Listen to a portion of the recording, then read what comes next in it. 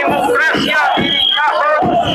Aligasyon lang ang gihatag o ilang gihimo kay pastor.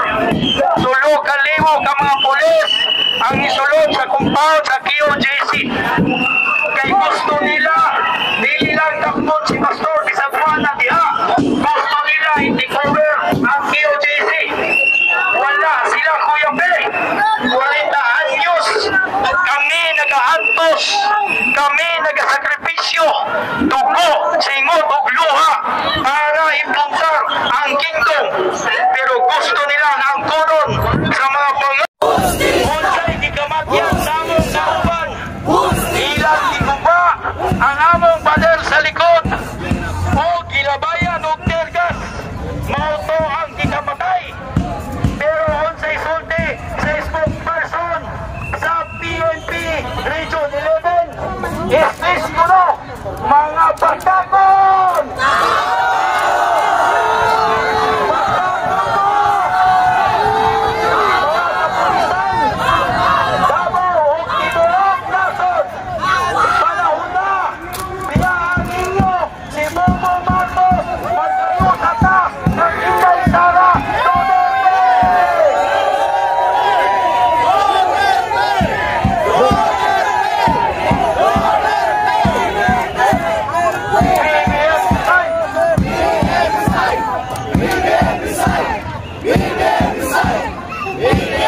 Asaman ang hustisya, mga taga-Davao.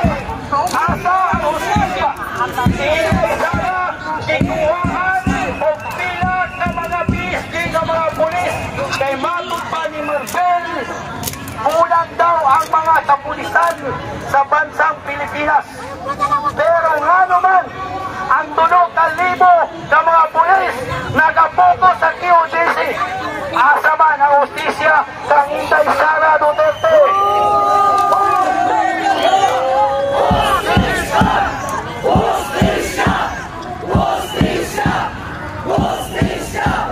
Mga taga-Davao, kung hindi mo makikiusa sa among panawagan, kung sila mo success sa pag-control sa QJC, isunod nila si Tatay Digong o ibalik ang martial law.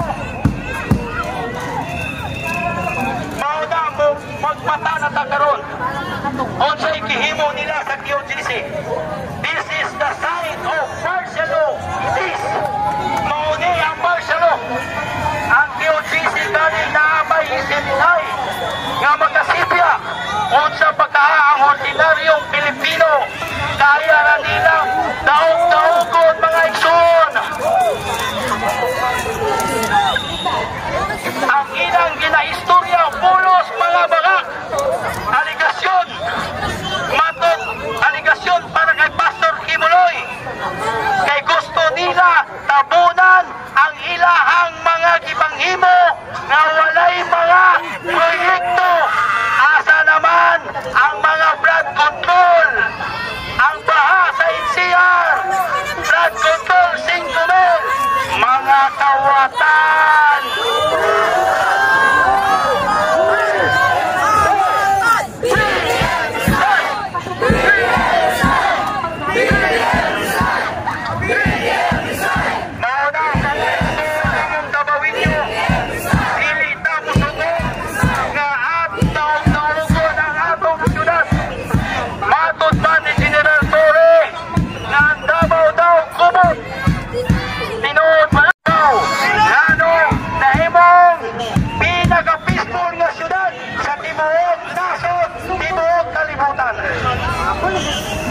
Mauna ang ilang gusto na magkagubot dire sa Davao.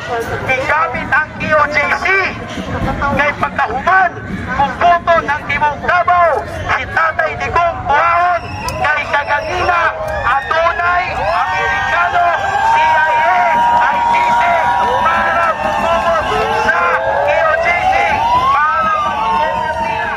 Pero hindi pinusubok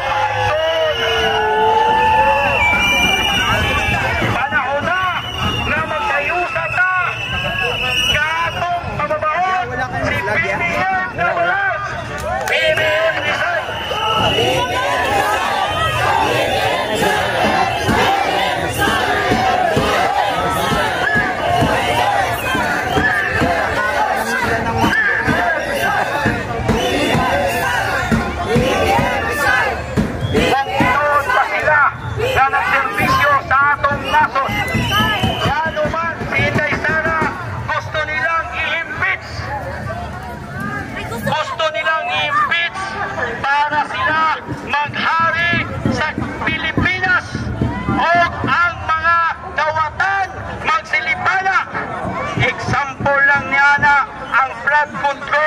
nga gipanghambog ni BBM Bangag.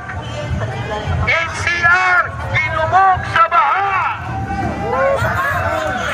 Asa na ang demokrasya? Si Pastor Kibuloy nakipaglaban sa komunista. Gusto nilang torturon, gusto nilang patyon. 3,000 ka mga pulis ang isulod sa QTC compound para mangita lang ng Pastor Kibuloy. Pero naama sila nakita, wala.